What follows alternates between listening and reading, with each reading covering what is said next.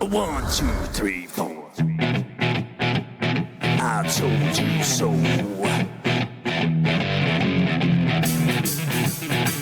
I told you. I told you so.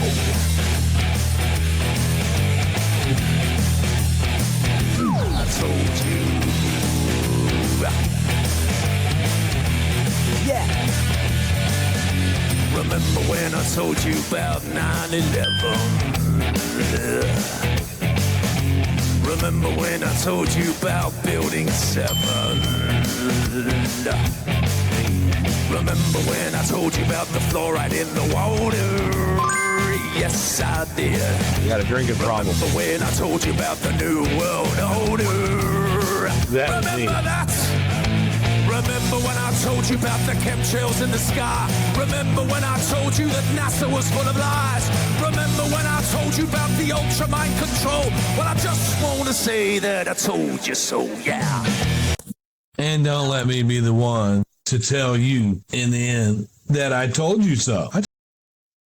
Okay, so we're at Darlie Routier Fact and Fiction, separating the truth and lies in a Darlie Routier trial, written by our friend Mary Moody years ago.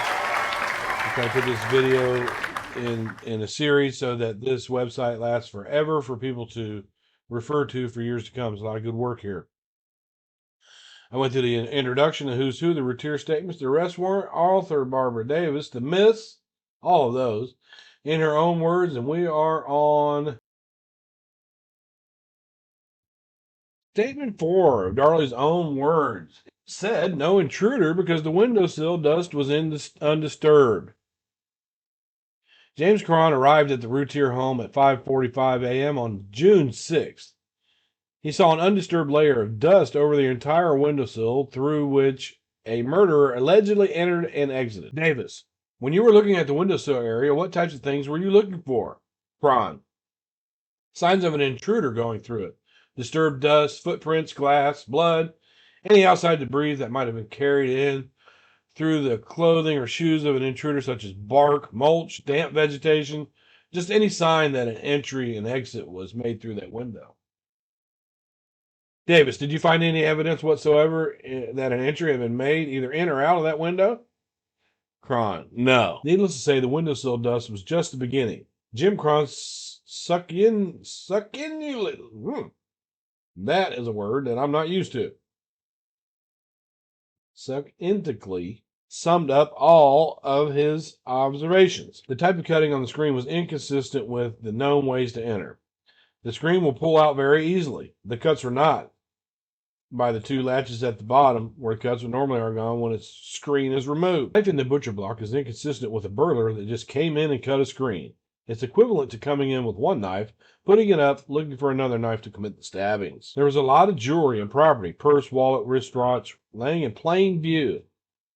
None of this was disturbed or touched. The wounds of the two boys were approximately the same. That is, deep, penetrating wounds. The wounds to the defendant were dramatically different. I was told that the intruder didn't say anything. This is unusual. I've never worked in a defense where somebody was fighting with a live victim, especially a man against a woman, to where vulgarity was not used, as well as a lot of threats. To fight an assailant, there should have been some cast-off blood from flailing of arms and the movement. I didn't find any cast-off blood on the glass tabletop or on walls, arm level, high up. There were no footprints other than the bare footprints. There were no shoe or boot prints present. Now, we know that there was a boot print that he had present. They identified it. That's why he's saying that there are no unidentified boot prints. There was no trail of bloody footprints leading across the kitchen. If the defendant had been stabbed either in the kitchen, near the family room, or in the family room, and bleeding like she was, there would have been bloody footprints. There were a lot of bloody footprints around the kitchen sink. The utility room door leading to the garage. There was blood dripping down that door, but no blood in the garage.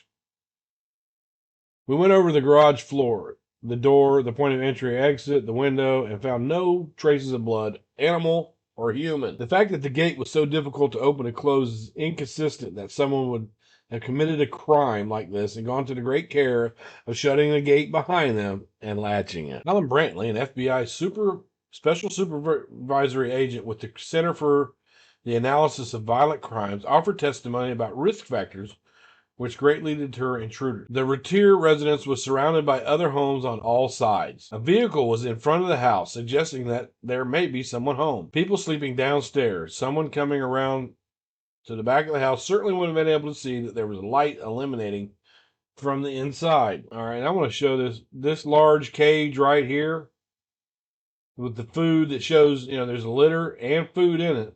You can see that from the window looking in.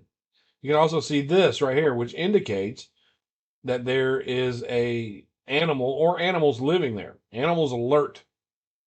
They're animals, they really know what's going on around their homes. And another thing that I want to show is real quick. You see how far down this window goes? It's about 3.5 inches right there. When Darren did that step through the garage, he would have stepped right on this. He would have bumped into that. And this part of the window was gone. It wasn't even there. He had like a 3.5-inch lead. But he just walks in it like it ain't nothing. But you can see here, there's deterrence, there's a path, shit in the way. What you're confronting almost immediately is an extremely large animal cage, as well as animal bowls right outside the window. A dog cannot only confront the would-be offender, but it can also alert to the fact that someone is there. As many of personal effects that are in the garage, it is a very narrow route for someone to negotiate through that area and not knock into something or not knock something over. That is a factor. Darren described the garage as jam-packed full. As you proceed in, again, if you consider that it was dark up until the time that he got into maybe the utility room or kitchen, that was also considered. The offender focused on the children, assaulted them first. This is very contradictory because they generally attempt to limit their risk by dispatching the adult first. If an offender had rape in mind, he would want the children alive. It's the threat of harm to the children that they use to control an adult female. Instead of running away from the development, the offender seems to run back into the development again, which might increase his risk of being seen or confronted by others. The defense's cross-exam of Cron begins in section 2311 of the transcript. For the most part, it consisted of Mulder making fun of Cron's eyesight, repeatedly calling him a fingerprint man, rather than the crime scene investigator that he was. With 39 years of experience under his belt, no less, Alan Brantley's cross-exam begins in section 3702. Mulder baited him about his poor handwriting and the crime rate in Washington, D.C. At one point, he derivatively referred to Brantley as Mr. Analyst, earning an admonishment from Judge Toll. Darlie's team did the best they could, that there just wasn't much to work with.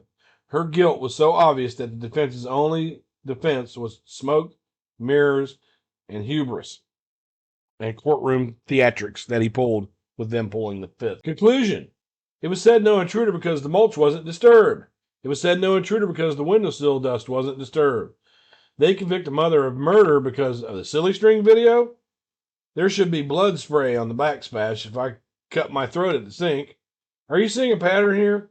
Darlie, along with many other of her supporters, prefer to isolate one piece of evidence to convince the reader of a rush to judgment. But of course, the proper conclusion cannot ever be reached by placing one piece of evidence in a vacuum. As Jim Cron said, it wasn't any one thing, it was everything.